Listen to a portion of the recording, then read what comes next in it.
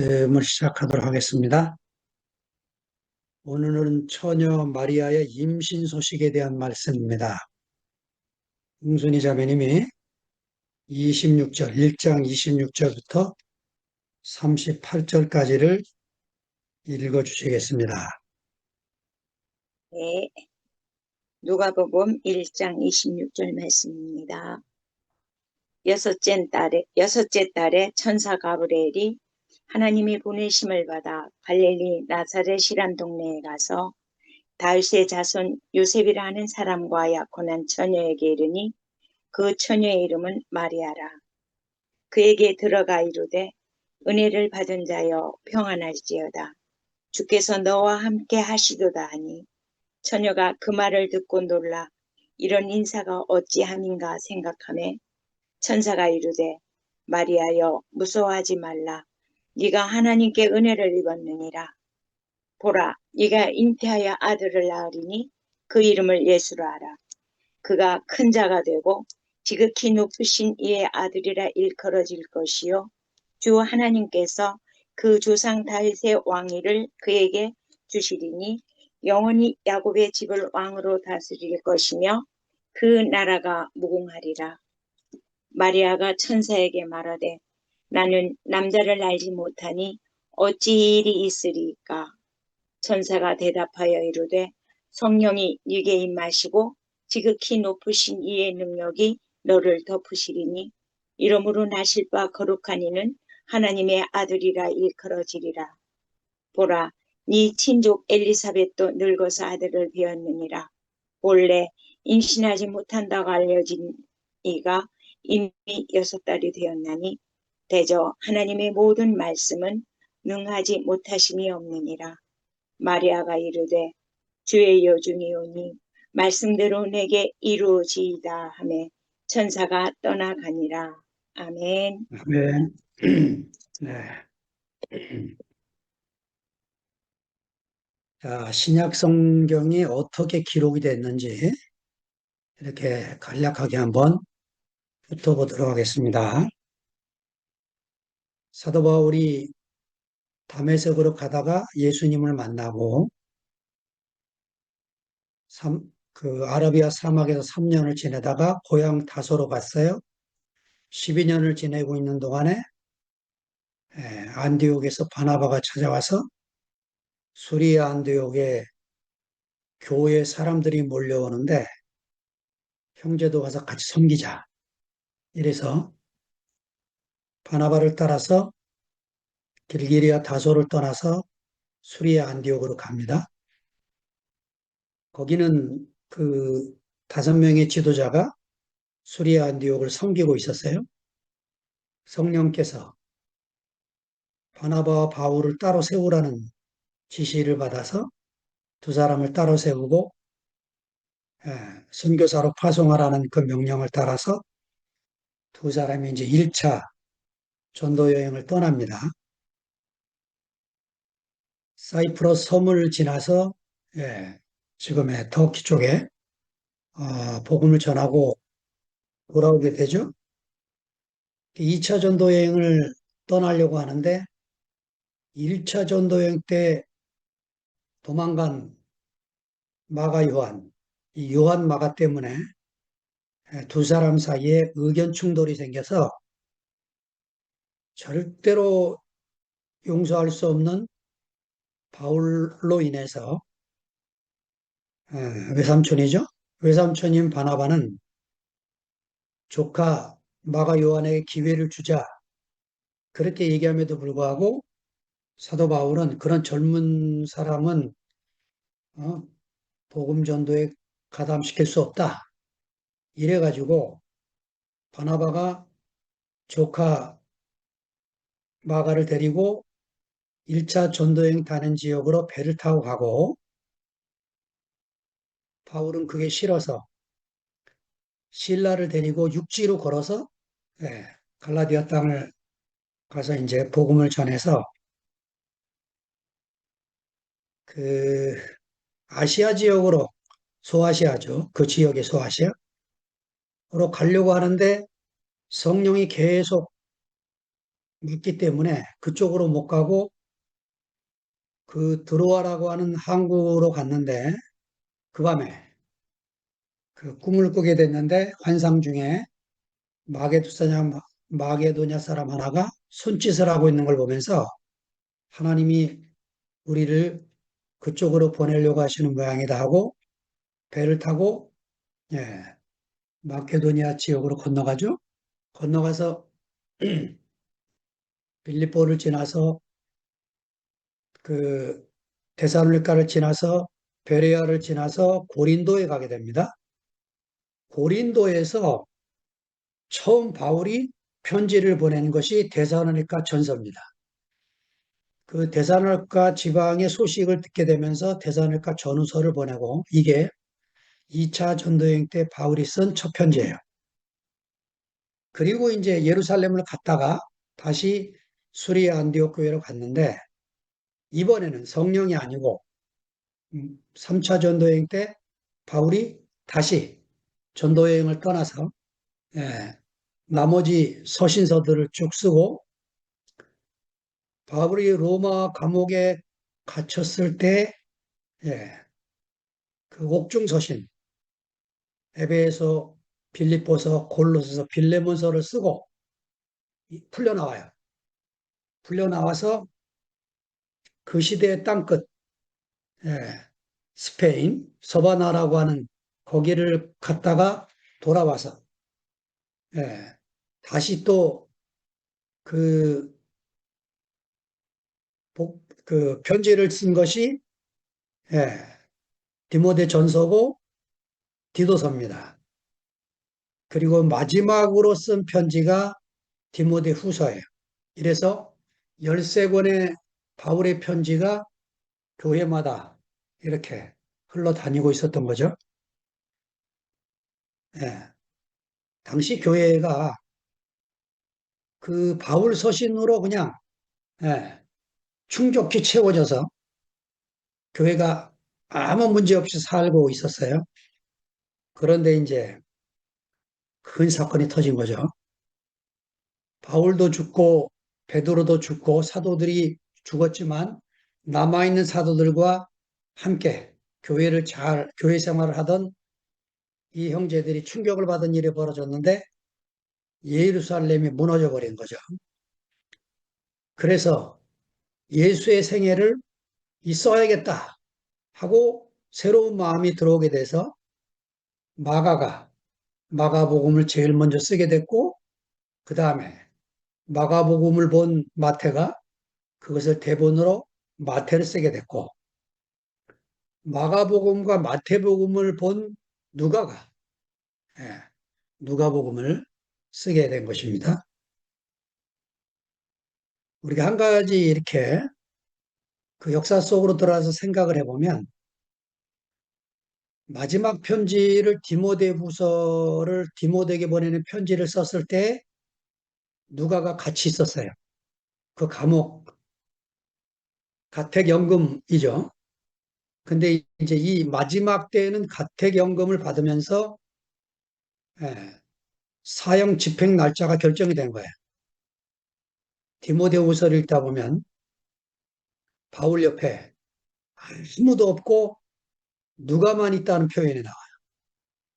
그러니까 젊은 사람들이 뭐 누구는 세상을 사랑해서 어디로 가고 뭐 이런 표현이 있는데 바울이 볼 때는 세상을 사랑하는 것으로 보였지만 우리 일반적인 관점에서 보면 늘 감옥을 자기 집 디나듯이 들락거리는 바울을 감당하기도 힘들었고 사형 집행을 앞두고 있는 사도 바울과 함께 젊은 사람들이 두려워서 있고 싶지가 않아서 다 떠나서 누가만 남아있는 상태입니다. 누가만.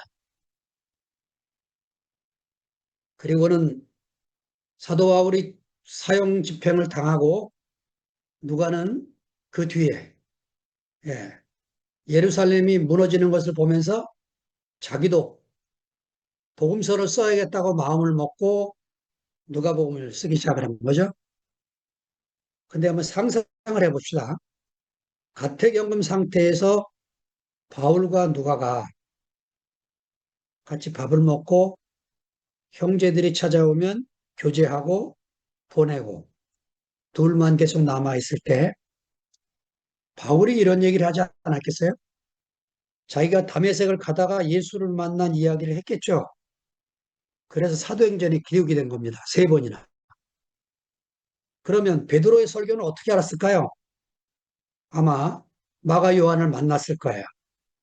그래서 마가 요한이 베드로의 통역을 하고 다녔을 때 그 베드로의 설교를 들려주었고 사도들을 통한 많은 이야기를 수집을 해서 예, 누가복음과 사도행전을 기록을 해 나가고 있었던 거죠. 바울이 이렇게 얘기하지 않았겠습니까? 누가에게? 예수님의 생애는 중요한 게 아니야. 그분의 죽으심과 부활이 중요해. 이런 얘기를 했겠죠. 아마 제가 상상할 때 바울이 그렇게 말했을 때 누가가 아무 말을 안 했을 것 같아요. 예, 논쟁할 성질이 아닌 거죠. 그래서 사도 바울이 죽고 나서 누가는 자기 심중 깊이에 있는 이야기, 예수의 생애도 중요했습니다. 그래서 예수의 생애를 쓰기 시작을 했고 마태복음을 알고 있었다고 얘기해줘요. 왜냐하면 아마 다음 주 가면은 마태가 쓴 세례 요한의 이야기를 거의 한자도 안 틀리게 옮기는 장면을 보면 누가가 마태의 기록을 알고 있었다고 보여집니다. 그는 마태의 기록을 보면서 주의 천사가 요셉에게 나타난 그 광경을 읽으면서 누가는 소외당한 여인들의 관심이 많은 이 누가는 마리아에게 나타난 천사 이야기를 기록할 필요가 있다고 여겨진 것입니다. 그게 오늘 네, 처녀 마리아의 임신 소식을 기록을 하게 된 거죠. 자, 26절, 27절 읽겠습니다. 여섯째 달에 천사 가브리엘이 하나님의 보내심을 받들어 갈릴리 나사렛이란 동네에 가서 다윗의 자손 요셉이라 하는 사람과 정혼한 처녀에게 이르니 그 처녀 이름은 마리아라. 왜 여섯째 달에 이렇게 시작을 합니까? 왜 여섯째 달이죠? 바로 앞절에 이렇게 써 있어요. 24절, 25절. 그 이후 그 아내 엘리사벳이 수태하고 5달 동안 숨어 있으며 가로되. 그러니까 엘리사벳이 임신한 지 5개월째라는 얘기예요. 그리고 여섯째 달에. 그러니까 이 여섯째 달은 기준이 누굽니까? 뱃속에 있는 지금 엘리사벳 뱃속에 있는 아기 세례 요한이 기준이에요. 아기 세례 요한이 잉태한 지 여섯째 달에. 지금 누가의 관점은 우리가 그동안 교회에서 나눴던 얘기하고는 전혀 다른 관점입니다. 우리는 그동안 너무 한 인도자를 따라 사는 게 너무 좋고 그것 이외에 바랄 것이 없어서 세례 요한을 평가절하했던 얘기들이 많았어요. 세례 요한은 왜 제자들만 예수에게 보내고 자기는 안 따랐나? 이 사람은 율법에서 못 끝난 사람이구나. 쓸데없이 정치 같은 것에 휘말려서 모가지가 잘린 사람이다. 이렇게 심하게 우리가 교제하며 살았어요. 그래서 우리 누가복음이 또 필요한 거죠.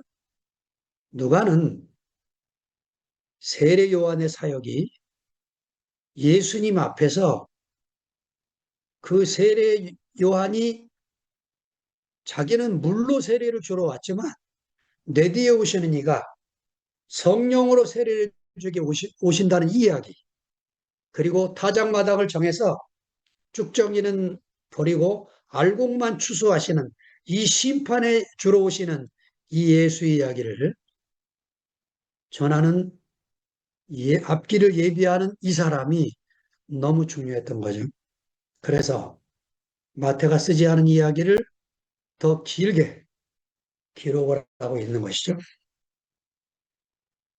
그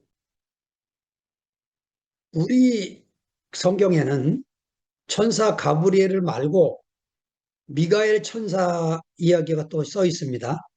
다니엘서나 요한계시록에 보면. 그런데 외경, 우리 정경에 들어오지 못한 외경에는 라파엘 천사라는 그 천사가 또 나와요. 읽어보면 인물들이 다 다릅니다. 가브리엘 천사는 소식을 전하는 일을 하고 미가엘 천사는 전쟁을 수행하는 일을 하고 라파엘 천사는 라파엘이라는 히브리어 말이 치유하다 이런 말이거든요. 엘이 라파한다. 그래서 치유, 인도를 담당하고 또 그 유대인들의 그 기록물에 의하면 비누엘이라는 천사도 있고 일곱 천사가 있습니다. 그래 이제 여러 천사들이 활동한 이야기가 수록이 되어 있는데 우리가 읽고 있는 성경에는 이 두 천사의 활동만 기록이 되어 있죠. 갈릴리 나사렛이란 동네. 예, 마태는 이 누가의 정보가 없었어요. 그래서 마태가 그 갈릴리 나사렛으로 요셉과 마리아가 이사를 했다. 이렇게 기록을 하고 있습니다. 그런데 누가는 원래 마리아와 요셉이 나사렛 사람이었다고 기록을 하고 있는 거죠. 이렇게 이제 교회 안에서 예수의 이야기가 점점 자라고 있는 것을 우리가 이제 보게 되는 것이죠. 그 갈릴리 나사렛 동네. 왜 이게 중요합니까? 하나님이 자기 사명을 맡기려고 부르는 사람들을 보면 다 예, 당대 유명하고 뛰어나고 이런 사람들을 부르는 게 아니고 이렇게 갈릴리 촌 사람, 마리아, 연약한 여자 이런 사람을 불러서 하나님 나라의 일꾼으로 사용하는 것을 보게 되는 거죠.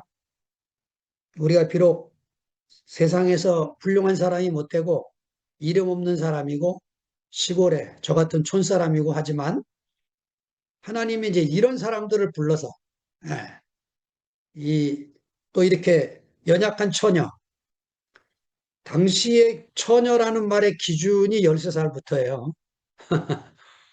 이런 연약한 소녀를 불러서 하나님 나라의 일꾼으로 이렇게 부르시는 놀라운 일을 보게 되는 거죠. 여기 이제 정혼한 처녀, 그 처녀 이름 마리아라.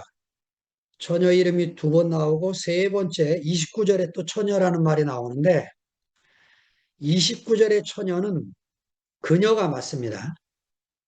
이거는 대명사 그녀인데 앞에 그 두 처녀가 이름이 나왔기 때문에 우리말에 편안하게 하기 위해서 처녀라고 썼는데 예, 이 처녀가 히랍어로 파르데노스입니다. 파르데노스인데 이사야 여기 44자를 없애세요. 47 잘못 썼습니다. 7장 47, 14절에 의하면 히브리어 성경에는 알마로 돼 있어요. 알마. 이거는 젊은 여자입니다. 젊은 여자. 이거를 70인역에서 히브리어 성경을 그리스어, 헬라어로 번역을 하면서 파르데노스로 바꿉니다. 이거를 처녀로.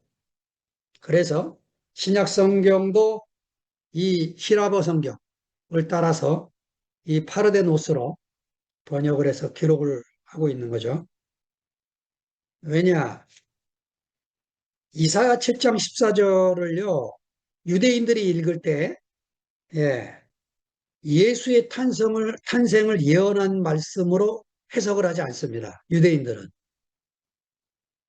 이 이사야 7장 14절을 마태가 인용을 하는데, 이거는 예수를 만난 제자들이 이사야 7장 14절 읽으면서, 아, 이거 메시아의 탄생을 예언한 거구나. 이렇게 해석을 한 거지. 유대인들은 전혀 그런 관점으로 이사야 7장 14절을 읽지 않는다는 거예요. 그러니까 성경을 우리가 그 하나님의 계시가 와서 그 계시의 책을 읽고 은혜를 받은 것만큼 열리는 책이기 때문에 우리가 성경을 읽고 나누면서 형제들이 경험한 이야기들과 간증이 우리 인생에 너무 중요하고 그 형제들이 성서를 읽으면서 예, 하나님의 빛이 와서 조명이라고 그러죠. 하나님의 조명이 와서 성경이 내 말로 적용이 되고 알아지게 될 때 우리는 새로운 은혜를 받고 교회가 한 걸음씩 전진할 수 있는 은혜를 누리게 되어지는 거죠. 그래서 여러 형제들의 간증과 말씀은 너무 소중하고 중요한 내용이 됩니다. 자, 28절에서 30절을 우리 홍순희 자매님 목소리로 다시 한번 듣겠습니다.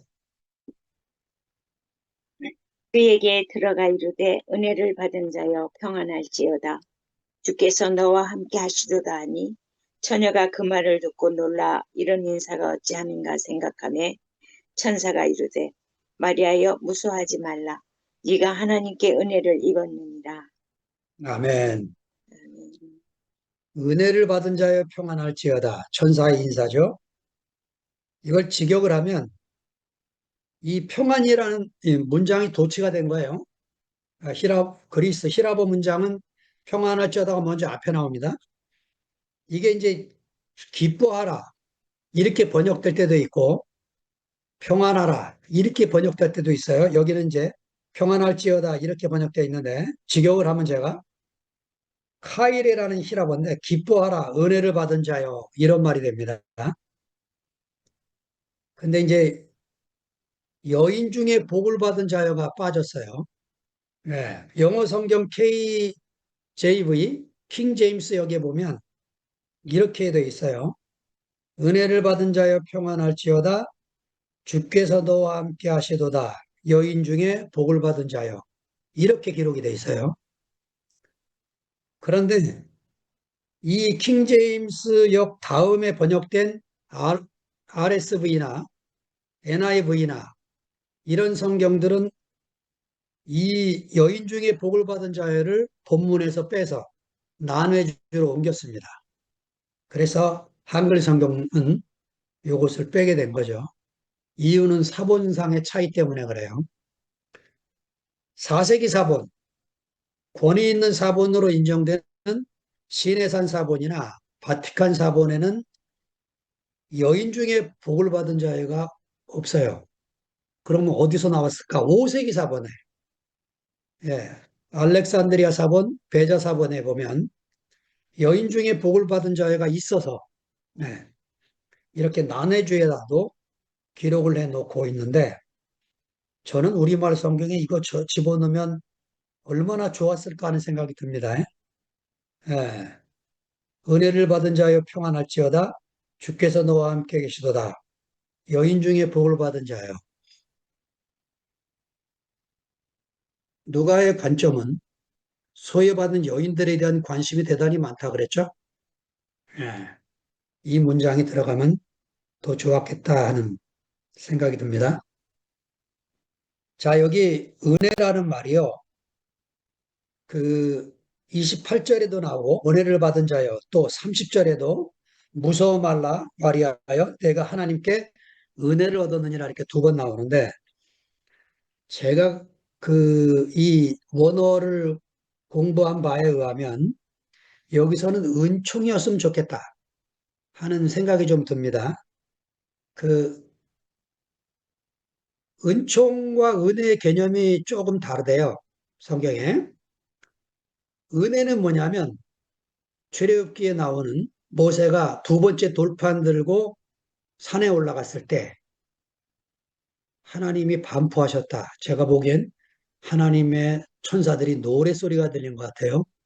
여호와로다 여호와로다 자비롭고 은혜롭고 이렇게 거기 나오는 은혜 이거는 하나님의 입장에서 말할 때는 은혜라는 거예요. 근데 은총은 사람의 입장에서 말할 때는 은총이라는 거예요. 그러니까 하나님이 뭐를 주셨을 때 하나님이 주셨다. 이거를 강조할 때는 은혜고 하나님이 마리아가 받았다. 이 마리아가 강조할 때는 은총이 되어지는 거죠. 스가랴 4장 4절에 4장에 보면 이제 그 성전을 건축한 다음에 은총하게 될 거다 할 때 그 은총입니다.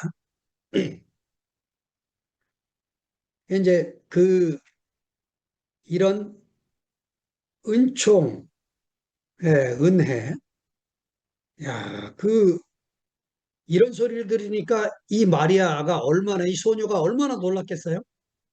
예, 깜짝 놀래가지고 그런데 그 스가랴가 놀랄 때하고 마리아가 놀랄 때하고 한글로는 똑같은데 이게 히라보 단어가 달라요. 제가 마가복음 말씀 나누면서 여러분에게 말씀드렸죠. 마가가 놀라다는 말을 제일 많이 썼다고. 히라보는 놀라다는 말이 10개가 넘어요. 근데 여기 마리아가 놀라는 말은 누가만 씁니다. 예.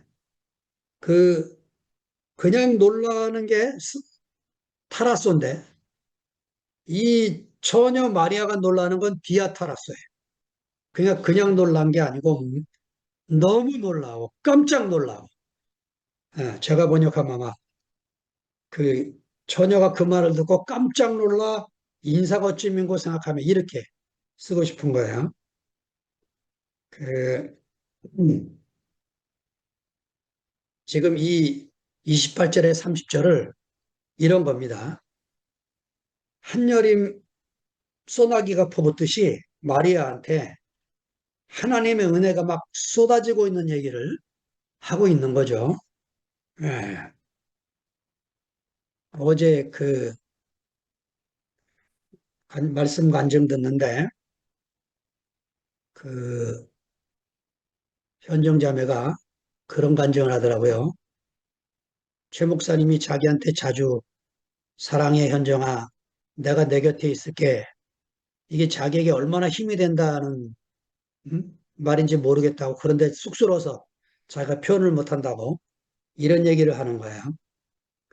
교회 안에 우리가 이런 은혜의 격려, 형제들을 향한 이런 은총의 간증, 이런 것들이 얼마나 우리에게 필요한 말인지 모르겠어요. 제가 이제 그 간증을 듣는데 누가복음 11장 27절이 기억났어요.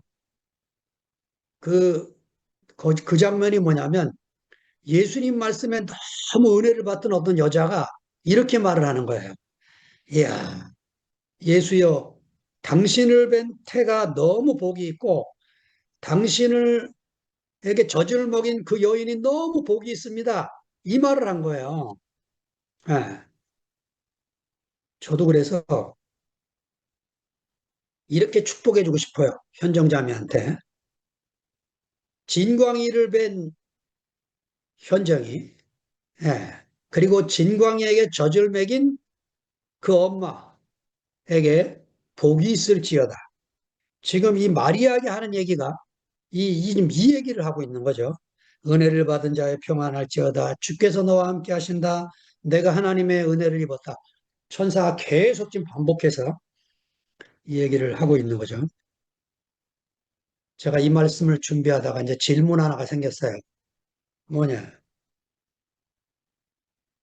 마리아가 이 은혜 내용이 무엇인지를 알았다면 과연 이렇게 기뻐하라 마리아여 평안할지어다 마리아여 이렇게 인사를 할 때 자기 속이 어떻겠습니까? 예. 누가복음 2장 35절에 당장 나오잖아요. 마리아한테 난지 8일 만에 성전에 갔더니 예, 칼이 내 마음을 찌르듯 하리라. 이 예언을 듣는 거예요. 그러니까 그 이 누가복음이 우리에게 주려고 하는 얘기는 이런 거죠. 아, 감당할 사명이 크면 클수록 그 하나님의 은혜는 더 크게 부어진다. 이거. 그러니까 내가 도저히 나는 감당할 수 없습니다. 이럴 때마다 은총을 주시는 하나님.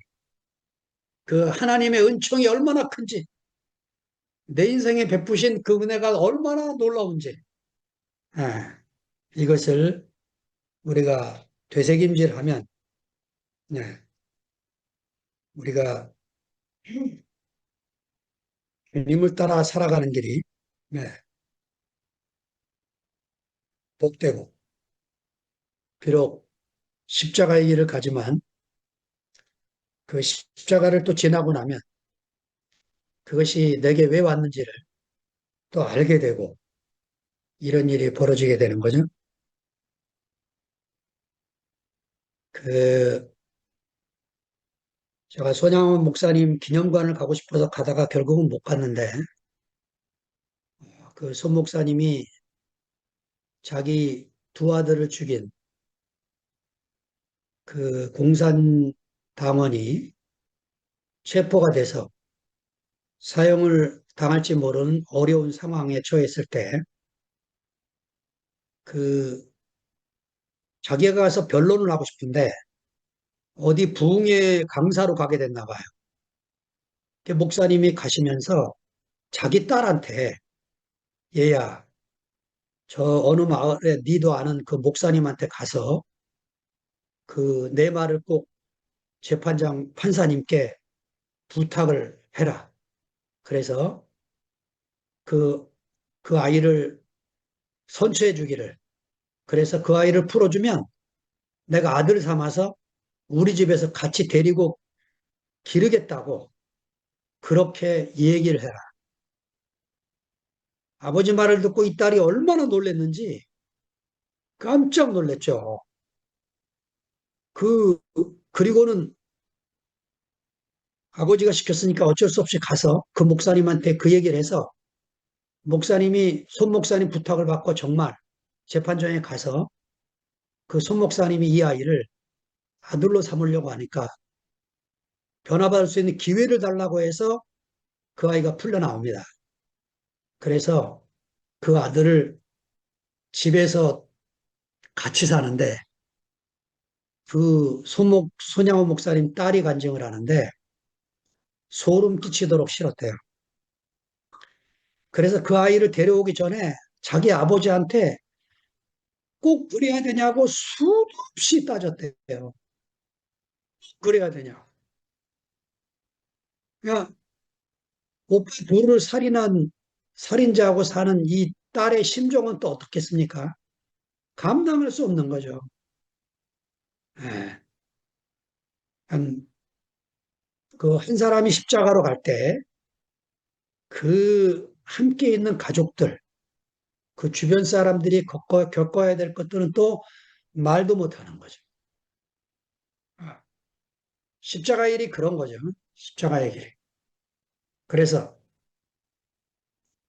이 처녀 마리아가 지금 천사의 소식을 듣고 마리아여 은혜를 받은 자의 평안할지어다. 무서워 말라. 내가 하나님께 은혜를 얻었다.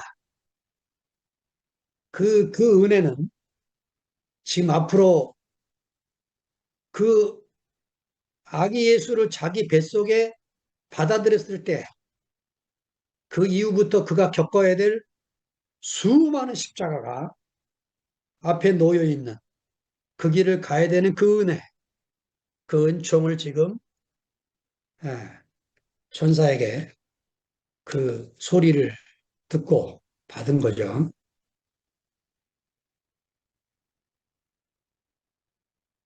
자, 31절부터 33절 다시 우리 홍순희 보라 자매님. 네가 보라 네가 잉태하여 아들을 낳으리니 그 이름을 예수로 하라. 그가 큰 자가 되고 지극히 높으신 이의 아들이라 일컬어질 것이요 주 하나님께서 그 조상 다윗의 왕위를 그에게 주시리니 영원히 야곱의 집을 왕으로 다스릴 것이며 그 나라가 무궁하리라. 아멘. 아멘. 보라 내가 수태 잉태하여 아들을 낳으리니 그 이름을 예수라 하라. 그 누가가 이거 자기가 마음대로 쓰는 게 아니고 구약의 전통을 인용해서 구약의 양식을 그대로 쓰고 있는 겁니다. 구약의 양식들이 보면 수태, 출생, 장명 이게 한꺼번에 나오는 표현 양식들이에요. 예를 들면 창세기 16장 11절은 하갈과 이스마엘 얘기고 그 다음에 21장 2, 3절은 사라, 이삭 이야기고 사무엘상 1장 20절은 한나, 사무엘 이야기고 이사야 8장 3절은 이사야, 마헬, 살랄, 하스바스 이야기고 이사야 아들 이름입니다. 근데 이때부터가 이름이 이상해요. 뭐냐? 노략이 속히 올 것이다. 이사에게 하나님이 아들을 주시면서 이름을 마헬 살랄 하스바스로 지으래요. 뭐냐? 적국이 침략이 오는데 속히 올 것이다. 이렇게 지으라는 거예요. 세상에 이런 이름이 어디 있습니까? 호세아는 더해요. 호세아 1장 3, 4절에 보면 고멜이 첫 아들을 낳는데 이름을 이스라엘로 해라. 엘이 이스로 했다. 뭡니까? 하나님이 흩으셨다 이거예요. 지금 망한 나라를 쳐다보면서 호세아가 고멜이라는 창녀를 데려다가 결혼해서 아이를 낳는데 이름을 이스라엘로 하라는 거예요. 그 뒤 이름은 더 기가 막힙니다. 두 번째는 딸을 낳았어요. 딸을 낳았더니 이름을 루하마로 하래. 루하마. 루하마는 사랑을 입은 자, 긍휼이 입은 자. 근데 로자가 붙으면 부정이에요. 부정. 뭡니까? 사랑을 입지 못한 딸이 되는 거예요. 어느 아버지가 자기 자식 이름을 사랑을 입지 못한 딸 이렇게 짓겠어요. 그래서 여러분 구약 성경 선지자들의 운명을 보면 기가 막힙니다. 세 번째 아들을 낳습니다. 아들을 낳더니 이름을 로암미라고 지어요. 암미. 암미는 내 백성입니다. 그래서 앞에 로가 붙으니까 내 백성이 아니다. 아들 이름이 내 백성이 아니다. 너는 내 자식이 아니야. 이게 자식한테 지을 이름입니까, 이게? 야, 그러니까 그 하나님의 부름을 받아 가는 길은 이런 길이에요, 이런 길. 이런 길. 그, 그, 뭐, 요새 한국 사회가 이상한 붐이 불어갖고, 이름 바꾸기 운동이 벌어져갖고, 왜, 자기 이름이 마음에 안 들면 다 바꿔요. 다 바꾸는데, 심한 얘기는, 뭐, 뭐죠, 이름 연구하는 학이 뭐예요, 명리학이라는 학문이 생겨갖고, 이름 따라 팔자가 정해진다고, 그래가지고 이제 홍성에도 이름 바꾼 분들이 계세요. 뭐, 새로 이름 지은 거 들어보니까 이쁘게 잘 지었더만. 근데 그, 저희 딸도 뭐 이름 바꾸고 그랬는데, 그, 이름을 바꾸는 것보다 더 중요한 게 내 심성을 바꾸는 겁니다. 그러니까 그 명리학에도 나오는지 몰라요. 이게 나온다고 얘기 들었어요, 제가. 제일 중요한 게 심상이래, 수상보다 심상. 예. 그러니까 우리가 무릇 지킬 만한 것보다 더욱 내 마음을 지키라. 생명의 근원이 이에서 남이니라. 우리가 하나님 말씀을 먹고 그 말씀이 나를 지배하고 그 말씀이 나를 이끌어가고, 예. 우리 기순 누님이나 해정래 누님처럼 말씀으로 살고 찬송으로 살고, 저도 이제 늙으면 할 게 노래, 찬송밖에 없을 것 같아요. 그래서 지난주에 제가 병원에 가서 이 성대가 자꾸 쉰소리가 나서 그 이비인후과 의사를 만났더니 하는 소리가 뭐, 특별히 큰 장애는 없고 목소리에 기운이 없어서 그런 거니까 자꾸 이렇게 목소리를 쓰래요. 제가 대학교에 와서 노래 부르는 것이 줄어들었는데 이렇게 이제 흩어져 갖고 두피 안에 오니까 더 목소리 쓰는 일이 이제 줄어들어 갖고 점점 목소리에 기운이 없어지는 거예요. 그래서 이제 노래방 가서 이제 노래 좀 불러야 되겠다 생각을 하고 있습니다. 목소리 자꾸 써야 된다니까. 그, 여기 지금 수태하여 아들을 낳으니 그 이름을 예수로 하라. 예수라는 말은 여러분 다 잘 아니까 구원자라 여호수아 히브리어 여호수아의 구원자라는 이름이니까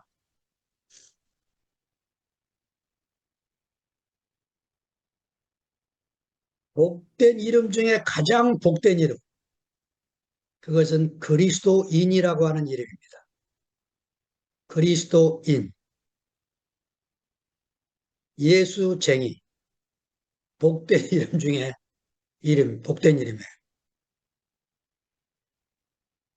그, 그 다음에 그냥 아들이 아니고 지극히 높으신 이의 아들이 될 것이다. 예, 지극히 높으신 이의 아들. 어디서 나옵니까?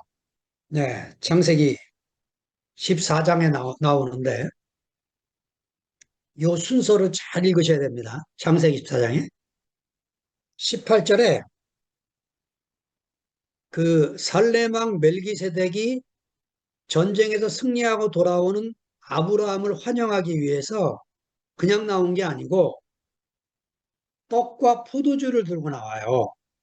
그런데 이 살레망 멜기세덱의 이름을 창세기 저자가 지극히 높으신 하나님의 제사장 이렇게 이름을 짓습니다. 자, 그 다음에 그렇게 이름을 졌더니 그 이렇게 이제 살레망 멜기세덱이 아브라함에게 축복을 할 때 이렇게 축복을 해요. 천지의 주제이시요 지극히 높으신 하나님이시여 아브라함에게 복을 주옵소서 이렇게 축복을 합니다. 그리고 났더니 아브라함의 입에서 이렇게 말이 나오는 거예요. 뭐라고 나오느냐? 천지의 주제이시요 지극히 높으신 하나님 여호와께 내가 손을 들어 맹세하노니 무슨 맹세를 하느냐? 내가 아무것도 취하지 아니하리라. 지금요 소돔 왕이 아브라함한테 그래 네가 전쟁에 승리했으니까 응? 사람은 우리한테 주고 전리품을 네가 다 가져가. 이렇게 말하니까 갑자기 아브라함 속에 뭐가 들어왔어요. 든든한 게. 그래가지고 내가 지금 여러분 전쟁 전리품이 작은 게 아닙니다. 어마어마한 전리품이었을 거예요. 근데 뭐 지금 아브라함에게 들어옵니까? 예, 지극히 높으신 하나님의 이름이 자기 안에 들어오게 된 거죠. 그러니까 살레망 멜기세덱이 들고 나온 게 중요해. 이 떡과 포도주를 먹고 아브라함이 든든해진 겁니다. 배가 불렀어요. 두려운 게 없어. 그래서 소도망한테 그렇게 담대하게 말을 하고 전리품까지 다 가져가시오. 대신 전쟁에 나갔다 오니 병사들을 위한 음식만 조금 주시오. 하고 다 돌려준 거예요. 이 놀라운 이 이름, 지극히 높으신 이의 아들. 예. 그, 이 이름으로 우리가 승리하며 살아야 될 것이라고 여겨집니다. 시간이 많이 지났네요. 오늘 여기까지 하겠습니다. 주님을 찬양합니다.